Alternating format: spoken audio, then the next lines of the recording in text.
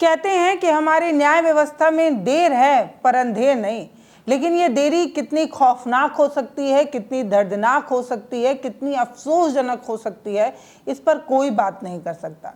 न्याय तो मिलता है, लेकिन न्याय में देरी क्या न्याय के जो फल है उसको कड़वा, तीखा और बेस्वाद तो नहीं बना देती। आज इस वीडियो में हम आपको एक ऐसे शख्स की कहानी बताने जा रहे हैं जिनकी पूरी जिंदगी तबाह हो गई, जिनके बच्चों का पूरा बचपन बर्बाद हो गया, पूरी ज़िंदगी बर्बाद हो गई, पत्नी का साथ छूट गया, बच्चों की पढ़ाई छूट गई, पूरा परिवार तहस नहस और बर्बाद हो गया। उस एक शख्स को 29 साल बाद कहीं जाकर न्याय तो मिला, लेकिन ये न्याय सिर्फ और सिर्फ अफसोस लेकर आता है। ये न्याय सिर्फ और सिर्फ न्याय की देरी की वो कहानी बताता है जिसे सुनकर आप भी हैरान हो जाएंगे।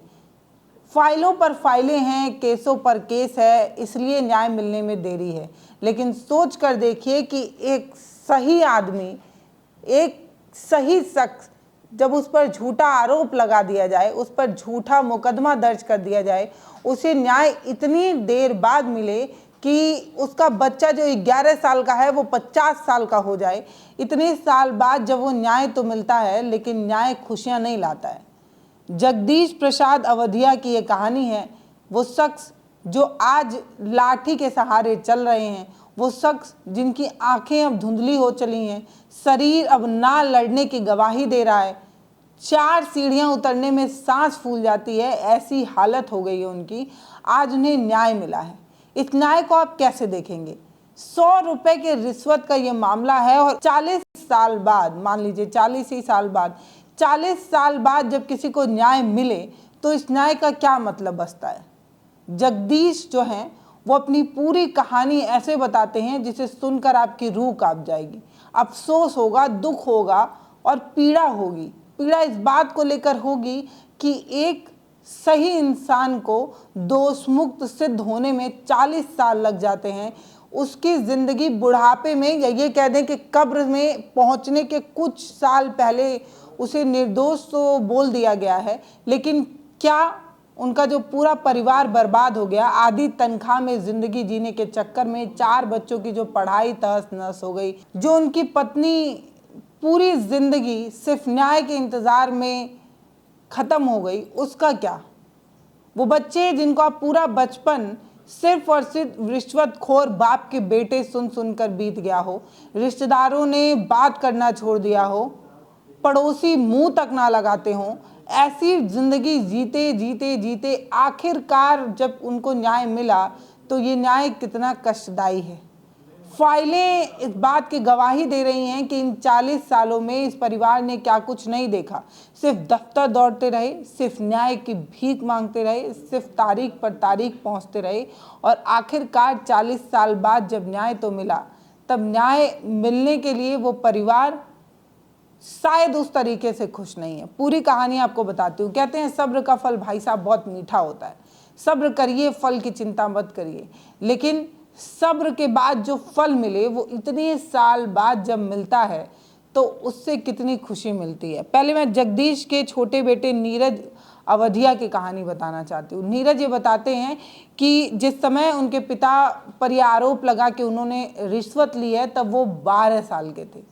आज वो 50 साल के हो चुके हैं।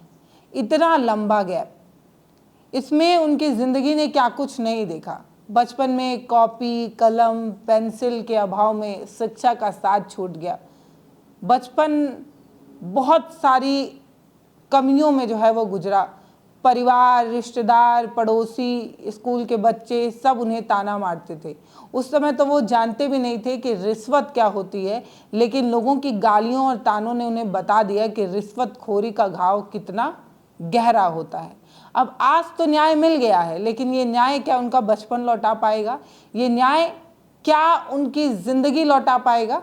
पिता ने रिश्वत ली थी, नहीं ली थी, इस चक्कर में उनके पूरे बचपन, उनकी पूरी ज़िंदगी बर्बाद हो गई। बहनों की तो जैसे तैसे शादी करा दी गई, लेकिन बेटे आज भी कुंवारे हैं पैसे के अभाव में। नीरज ये बताते हैं कि जिस तरीके से बचपन में उन्हें उनके रिश्तेदार वगैरह उन्हें लगातार रिश्वतखोर का बेटा कहकर बुलाया करते थे, ताना मारते थे, गालियाँ दिया करते थे, वो उसे कभी नहीं लौटा पाएंगे और शायद ये जो न्याय है वो उस घाव पर कभी मरहम नहीं लगा पाएगा। क्योंकि बाल मन जो होता है ना, बचपन जो होता है, उसमें जब इस तरीके के ताने के बीच जब वो आदमी बड़ा पलता बढ़ता आगे बढ़ जाता है, वो तो बैक में जाकर कोई नहीं सही कर सकता ना। बचपन में वो कष्ट तो उन्होंने झेल ही लिया। वो बताते हैं कि नीरज के जो भाई बहन हैं उन सब की पढ़ाई बीच में इसलिए छूट गई थी क्योंकि पिता की तनख्वाह आधी थी, उनकी तरक्की वगैरह रुक गई थी, इसलिए पैसे का काफ़ी अभाव था। 2500 रुपये में जो है वो परिवार चलाना होता था, 4 बच्चे पालने होते थे, माँ भी थी, सब मतलब 5-6 लोगों का परिवार था। ऐसे में काफ़ी दिक्कत होती थी परिवार को संभालने में। स्कूल की फ़ीस समय पर नहीं जमा करने पे कई बार स्कूल से चेतावनी आई, उसके बाद स्कूल से नाम काट दिया गया, बच्चों की पढ़ाई रुक गई, बहनों की शादी तो करा दिया गया जैसे तैसे, लेकिन अपनी खुद की शादी नीरज नहीं कर पाए हैं। और नीरज अपने पिता जगदीश के साथ उसी मकान में रहते हैं जिस मकान की एक अलमारी आज भी कपड़ों से ज़्यादा उन फाइलों की गवाही दे रही हैं कि इन 40 सालों में इस परिवार ने कितनी बार अदालतों की दरवाजे पर जो है वो दस्तक दी, कितनी बार तारीखों पर मौजूद रहे, कितनी बार जो है इस चीज़ को झेलते रहे। पूरी ज़िंदगी ख़त्म हो गई, ट्रायल से लेकर हाई कोर्ट के चक्कर काटते काटते चप्पल घिस गए, ज़िंदगी बर्बाद हो गई और आज कहीं जाकर न्याय मिला है। अब आपको पूरी कहानी तसल्ली से बताती हूँ। दरअसल रायपुर के ये जो बुजुर्ग हैं उन्हें 39 साल बाद न्याय मिला। मध्य प्रदेश के state road transport commissioner Raipur में ये बिल सहायक के पद पर जो है वो तैनात थे। यहाँ पर इनको पुराना बिल जो है वो माफ़ करने के लिए एक दबाव आता है जिसको ये मना कर देते हैं। इसके बाद इन्हें रिश्वत दी जाती है 20 रुपए की, वो रिश्वत लेने के लिए भी ये मना कर देते हैं। लेकिन शायद ईमानदारी का ये जो स्वाद उन्होंने चख लिया था, ये इनकी ज़िंदगी पर एक काला घाव बनकर सामने आने वाला था। ये बात ये बुज़ुर्ग आदमी समझ नहीं पाया। ये ईमानदारी थी, ये खुददारी थी जो इनकी ज़िंदगी में 39 साल तक घाव दे गया। फिर उसके बाद बीच चौराहे पर इन्हें 100 रुपये 50-50 की 2 नोट पकड़ाने की असफल कोशिश की गई। नोट इनके जेब में रख दिया गया। अभी ये नोट निकाल पाते, जो रख रहा शख्स था उसके हाथ में थमा पाते, तभी जो है वो रेड पड़ती है और रेड में 100 रुपये पकड़ा जाता है। बस इतना ही था। उसके बाद से इनके ज़िंदगी में वो अध्याय जुड़ा जो शायद नहीं जुड़ना चाहिए था। इन पर घूसखोरी का आरोप लगा। बीच चौराहे जेब में 100 रुपये पकड़ा जाना इस बात की गवाही दे रहा था कि इन्होंने जो है वो रिश्वत ली है। हालांकि ये रिश्वत ले नहीं रहे थे और ना इन्होंने रिश्वत ली थी, बस चौराहे पर एक शख्स ज़बरदस्ती इनके जेब में पैसा डाल रहा था, ये मना कर रहे थे। और बीच चौराहे जब रेड पड़ी तो लोगों ने तो सिर्फ यही देखा कि इनके पास 100 रुपये मिले जो घुसखोरी के हैं, रिश्वतखोरी के हैं। बस इसके बाद पूरा मोहल्ला, पूरा रिश्तेदार सब इन्हें ताना मारने लगा।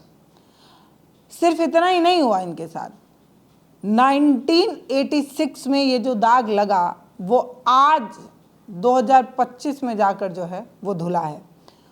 पूरे के पूरे 39 साल ये परिवार सिर्फ इस बात को प्रूफ करता रहा कि हम बेगुनाह हैं, बेकसूर हैं, निर्दोष हैं। इतना ही नहीं, ट्रायल कोर्ट में इन्हें दोषी भी करार दिया गया, 1 साल की जेल भी जो है इन्हें सुनाई गई, सज़ा सुनाई गई, 1000 रुपये जुर्माना भी जो है सुनाया गया। इसके बाद ये हाई कोर्ट चले गए और हाई कोर्ट में कहीं जाकर इन्हें बाइज्जत बरी किया गया, इन्हें निर्दोष पाया गया और ये कहा गया कि जो इन पर आरोप लगे थे सब बेबुनियाद थे, क्योंकि ना तो साक्ष्य मिला, ना प्रूफ मिला, सिर्फ और सिर्फ आरोप था, जिस आरोप ने 39 साल ज़िंदगी जो है वो बर्बाद कर दी। इन 39 सालों में इनके साथ क्या क्या हुआ जगेश्वर प्रसाद के साथ? इनके साथ हुआ ये कि इनका प्रमोशन रुक गया, लाइफ में कोई भी तरक्की इन्हें नहीं मिली, आधी हो गई इनकी पूरी तनख्वाह और तो और पैसे के अभाव में पूरा परिवार झेलता रहा।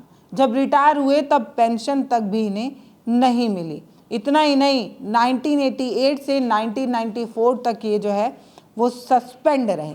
उसके बाद रीवा में इन्हें ट्रांसफ़र किया गया। आधी तनख्वाह पर 2500 में ये जो है वो काम किया करते थे क्योंकि नौकरी ज़रूरी थी और इनकी मजबूरी भी, क्योंकि 4 बच्चे हैं, पत्नी है, तो पालना पोसना है। आधी तनख्वाह में बिना प्रमोशन, बिना पेंशन के ये नौकरी करते रहे, रिटायर हो गए। रिटायरमेंट भी इन्हें नहीं मिला, पेंशन भी इन्हें नहीं मिला, कुछ भी इन्हें नहीं मिला। और आज 39 साल बाद इन्हें जो मिला है वो है न्याय, वो है इंसाफ। अब इसे आप किस तरीके से देखेंगे? ये जो इंसाफ, ये जो न्याय है, जिसको हम कह रहे हैं कि सब्र करो, फल की चिंता मत करो, हमारे न्याय व्यवस्था में देर है पर अंधेर नहीं।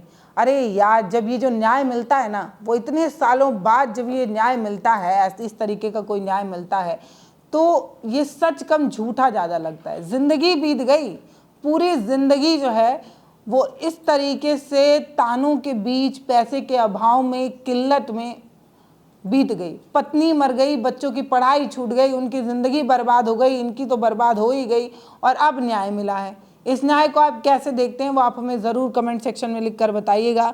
इस न्याय को न्याय माना जाए या सिर्फ अफसोस, इसे भी आप कमेंट सेक्शन में लिख कर बताइएगा। मैं बहुत ईमानदारी से इस बात को समझती हूँ कि हमारा देश बहुत बड़ा है, हमारे देश के न्याय व्यवस्था पर बोझ बहुत ज़्यादा है, फाइलों का बोझ, केसों का बोझ। लेकिन एक बात समझनी होगी कि न्याय में अगर इसी तरीके से देरी होती रही, किसी की ज़िंदगी बर्बाद होती रही, तो यकीन मानिए कि न्याय की ये देरी बहुत कुछ कहती है, बहुत कचोटती है, बहुत घाव देती है और पूरे ज़िंदगी में सिर्फ अफसोस छोड़ जाती है। हालांकि 83 साल के बुज़ुर्ग ये चाहते हैं कि इनका बुढ़ापा, या ये कह दें कि मौत जो है वो सुकून से आए, जो भी इनका हर्जाना बनता है वो इन्हें अगर दे दिया जाए तो बुढ़ापे में किसी के सामने हाथ नहीं फैलाना पड़ेगा। क्योंकि वो बच्चा जो 12 साल का था वो तो 50 का हो गया है, उसका खुद का ना परिवार बस पाया है, ना उसके घर में खुशहाली आ पाई है। ऐसे में घर और परिवार सब तो बर्बाद है। मकान इस बात की गवाही दे रहा है कि उसकी मरम्मत की आवश्यकता है। तो अगर न्याय मिला है तो इस मामले में भी मिले कि आर्थिक मजबूती जो है, आर्थिक सपोर्ट कोर्ट की तरफ से इन्हें दिया जाए, ताकि 83 साल के जो बुज़ुर्ग हैं, आगे की जो भी ज़िंदगी इनके किस्मत में लिखी है वो आराम से कट पाए। इसके लिए कोर्ट को इस तरफ भी ध्यान देना चाहिए। फ़िलहाल ये किस्सा आपको कैसा लगा, ये कहानी आपको कैसी लगी और ये कहानी आपके दिल में कितना चोट पहुंचा पाई है, वो भी आप हमें कमेंट सेक्शन में लिख कर बताइएगा। ये भी बताइएगा कि न्याय व्यवस्था में ये जो देरी है, न्याय मिलने में ये जो देरी है, उसे आप कैसे देखते हैं। बहुत धन्यवाद।